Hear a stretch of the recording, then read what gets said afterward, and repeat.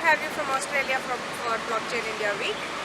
And as you know, I am the chairperson of Blockchain India Week and India partner for Ethereum Foundation, and we're very pleased to be hosting the hackathon, two-day hackathon at IIT Mumbai.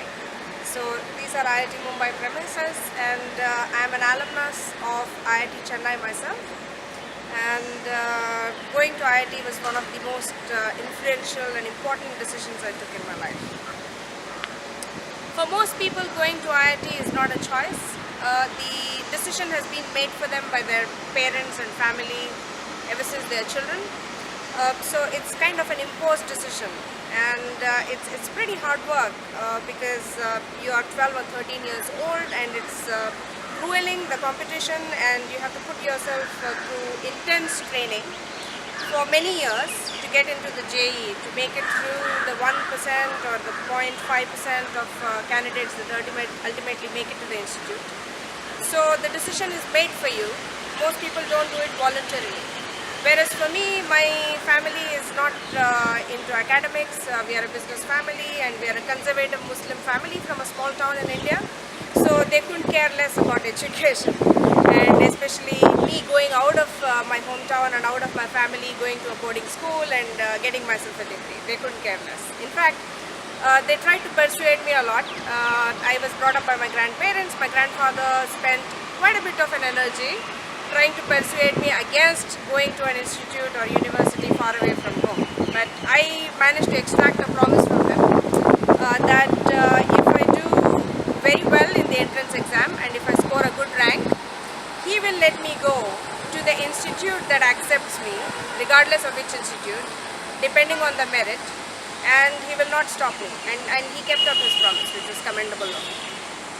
So, what makes IIT special? So the Indian Institute of Technology is a concept that was established by our first Prime Minister, who was the founding father of Indian democracy after the British occupancy. And he was a technologist, he was a visionary.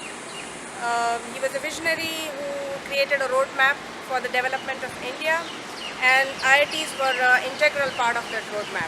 So he conceived IITs to be on the same standards as some of the international universities like MIT, Stanford, Harvard, and they would focus on technological excellence, and he wanted to develop the top-notch talent for anywhere in the world coming from IITs. And it was started with 4 or 5 IITs. Today we have a lot more IITs. We have 20 or 30, with the second-rung universities also joining the ranks of IITs. But the premier IIT institutes are 4 or 5. They are Bombay, Delhi, Chennai, Kharagpur and Kanpur. So it was really a matter of prestige for anyone to say their child went to IIT, because you needed no further claim to fame or no further stake to prestige. So you have so few of IITians coming out of these institutes that today, if you look at Fortune 500 companies or you look at any of the CEOs of global companies, they all happen to be IIT alums, and that's because IITs tend to pick the best, and this is perhaps one of the only institutions which is invulnerable to bribery and influence. So most of the institutions like boarding schools, for example, if your father is well placed or if you have connections, even including the Ivy League business schools in the US where I myself went, you have a good recommendation from your CEO or well placed people, you get an admission there. But IIT is not the case. You actually have to have merit no matter who you are. Even if you are the director's son, you could not get into IIT unless on your own merit.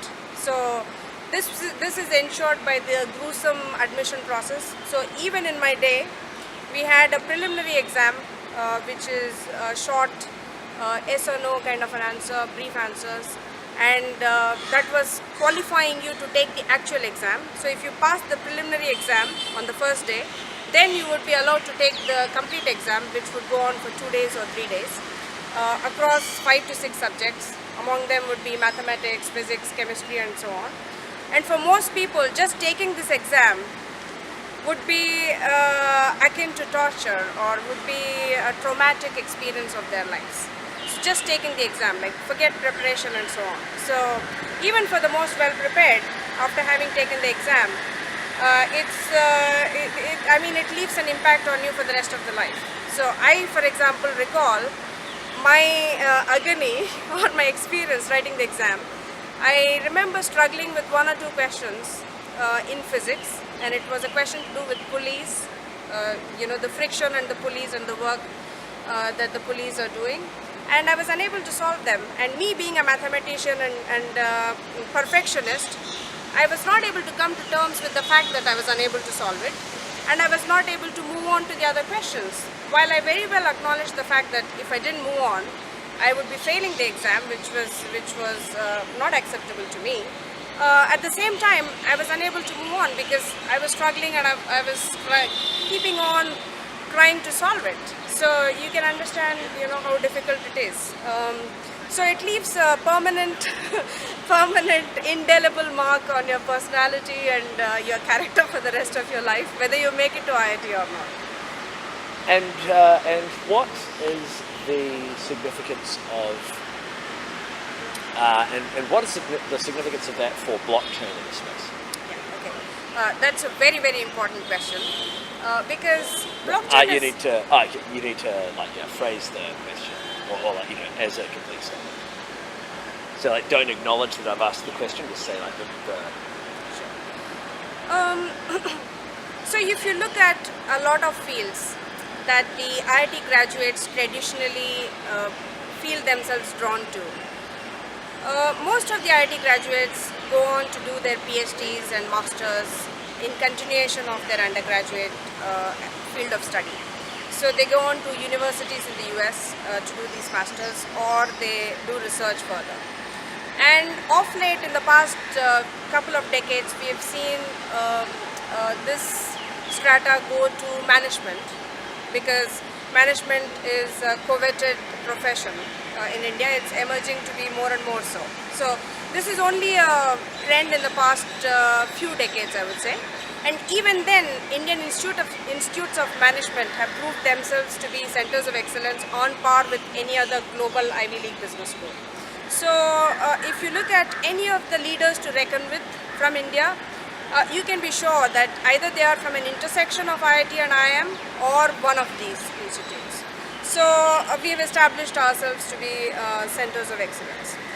So if you look at many of the streams like investment banking or any other management fields like strategy consulting or anything that requires intellect, and you do an analysis of what is the correlation with engineering, I find that blockchain has the maximum correlation with mathematics and the study of engineering. And that is because we are so rigorously trained at IITs in mathematics that any lesser appreciated forms of learning, like learning by rote or memorizing formulae or not applying your minds to the hilt, does not stand you in very good stead at IITs, because it's so challenging and you're competing all the time with India's best. And remember that India has 1 billion population, so if you're competing with India's best, probably you're competing with world's best, just because of the law of numbers. So if you're competing with that kind of caliber, day in and day out in every class and in every exam, and the exams happen like really frequently, almost every week, so there is no breathing space for you as a student. Mathematics is ingrained in you, no matter which subject you choose to specialize in. So blockchain is purely mathematical because you know that it's founded on cryptography, which is based on numbers and mathematical formulae and algorithms and so on.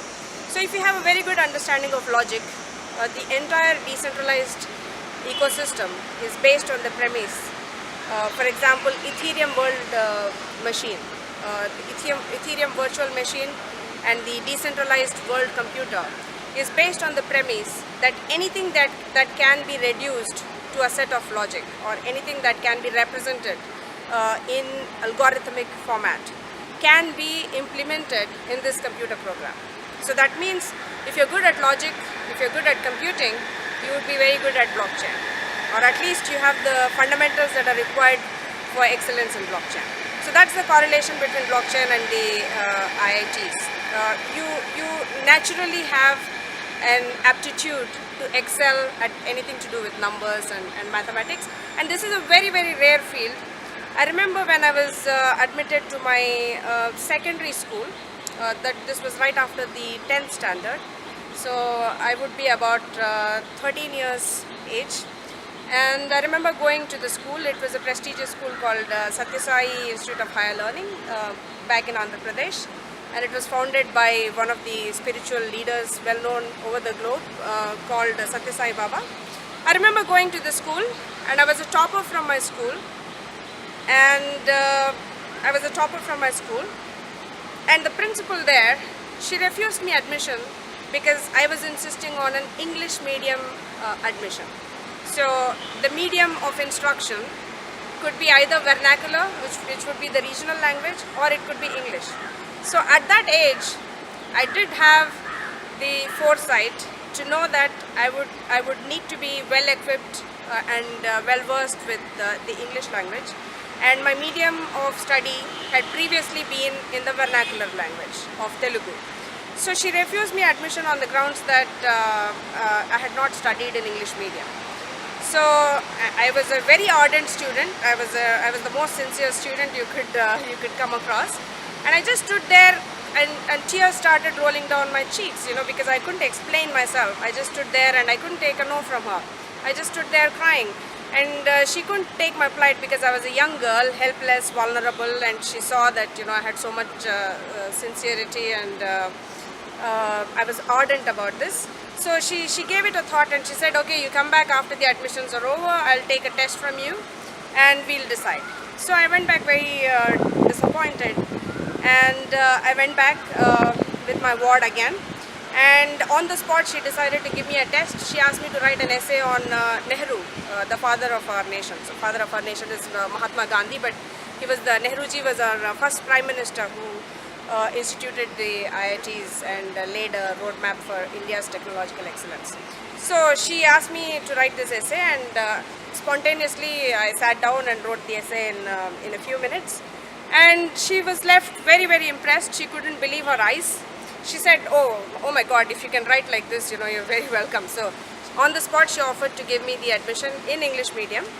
But that didn't end the dilemmas we had. So because I was a high-ranked student, I had scored like 100 marks in mathematics and probably 96 or so in physics, the other sciences. So the decision ahead of us was whether to choose mathematics as a subject of study in the intermediate, that is after the 10th standard, or whether I would go for the MBBS, which is the study for doctors, medicine. So my grandfather, being a very traditional man, and he has had absolutely zero exposure to girls studying and much less to mathematics, he thought nothing about me joining mathematics, and he found the medicine very glamorous. He thought, oh, my granddaughter walking like a doctor, with a stethoscope in her neck and wearing a nice glamorous sari, that would suit my image better. So he insisted on me joining medicine, and there the principal was seated. She was a lady, and here is my grandfather, extremely strong-willed and a very powerful leader in his own right. So both of them are there, and I'm here, unable to decide. And the fact was that while my grandfather was inclined for me joining medicine, the principal had a word with him. She said, you can have a lot of people who can do well in medicine because it doesn't require much brains, but it's extremely rare for somebody to be gifted in mathematics. Look at her marks, and these are exceptional. So I would persuade you to let her join mathematics. So that did the trick. Otherwise, I don't think I would have been able to convince my grandfather. But he respected women, especially educated women and women in positions of responsibility and power. So he respected her words and let me choose mathematics. And then IIT, of course, came much later, which was a logical continuation of my study of mathematics, and the blockchain. is of course a logical continuation of my IIT studies, even though it came a few decades later. Thank you. One more question. Okay, so what have you done between the time you graduated IIT and now? Okay, so immediately after IIT, it's an interesting journey, I would say. A lot of my classmates were choosing to do masters, and the road to masters would be to write GMAT. It's an exam, it's a global exam for management studies. And I was very clear that I did not want to go abroad. I was very nationalistic. I wanted to stay in India and serve my country. I felt very loyal, of course, for the excellent education I received. And most importantly, I appreciated IIT not as a forum to further specialize in my field. I saw it as the only opportunity I had to become a very well-rounded person, which I almost lacked earlier. So earlier I had been a bookworm. I had been focusing on. I was a geek. So I would be devouring books all day, and my appetite would be unquenchable. No libraries would suffice my appetite, so I had to go and get books from wherever I could. My grandfather had to order books from cities and so on. So I didn't see IIT as a place where I would study more. I saw it more as a place I would go and do extracurriculars. I would become an athlete. I would train myself in public speaking, or I would train myself in writing. And I remember focusing a lot of my time reading all the fiction and non-fiction books from the English library, and I really struggled with them. So when I took one course, I had the assignment of analyzing or writing a review of the famous book To Kill a Mockingbird. And I remember really struggling with it, because I could read it and I understand it, but what would I review, So I was just stumped, I couldn't write a single sentence of review. Okay, you're reading a book, you're enjoying it, but how would you review it? So those kind of, very preliminary things kind of stumped me in English, but I persisted with it. When my peers would be studying their course books and focusing on solving the tests and excellence in their courses, I completely focused on other stuff, like mastering English, for example, and things that would make me outgoing and extroverted and so on. So from IIT, as I said earlier, there are two kinds of people in IITs. One is the geeks who are introverted and who want to excel in their very narrow field. And two is the people who want to go and change the world and have much broader impact, or much broader array of fields where they can display, or where they can make use of their skills. So I thought management was one. And I clearly chose management, so I chose to do an MBA straight after IIT. And then, so I did an MBA in India, but then I realized that was not enough for me, because there was a geek inside which was longing for some real in-depth knowledge.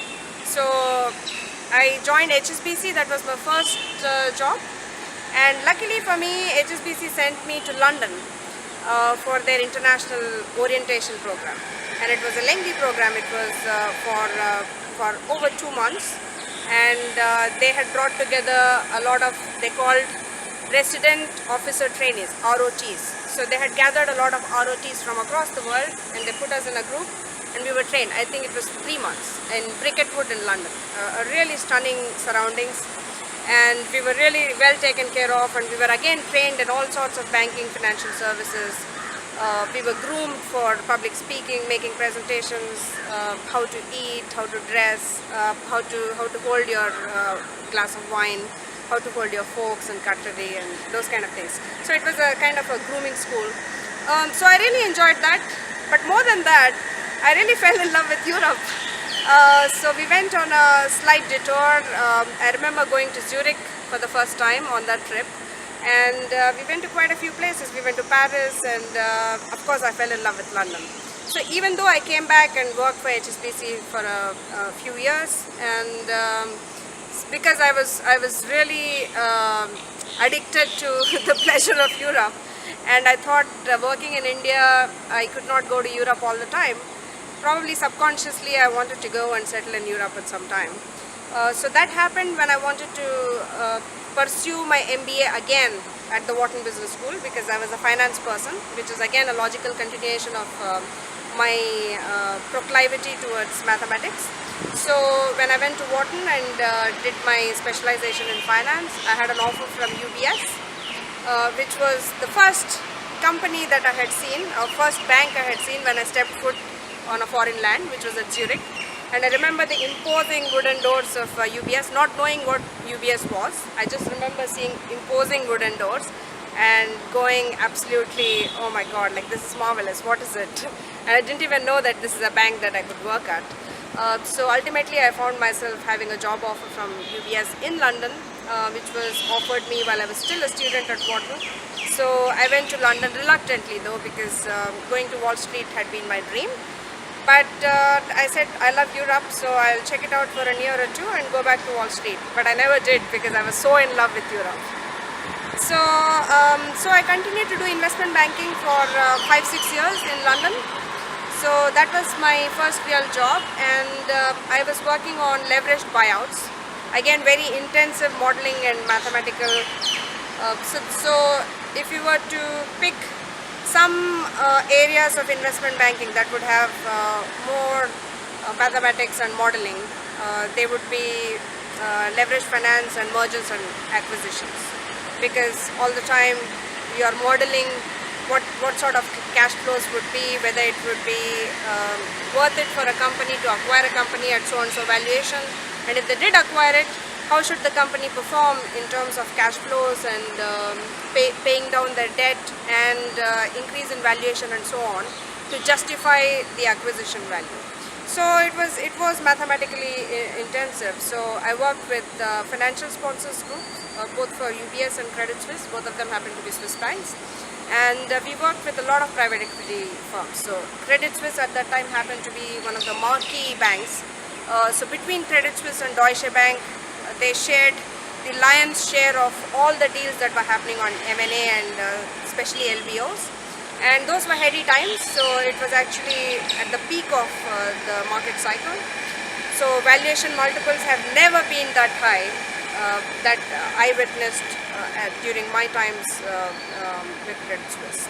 So after that came the crash of 2008, and since then I focused on startups, and I wanted to always explore the entrepreneurial side to me.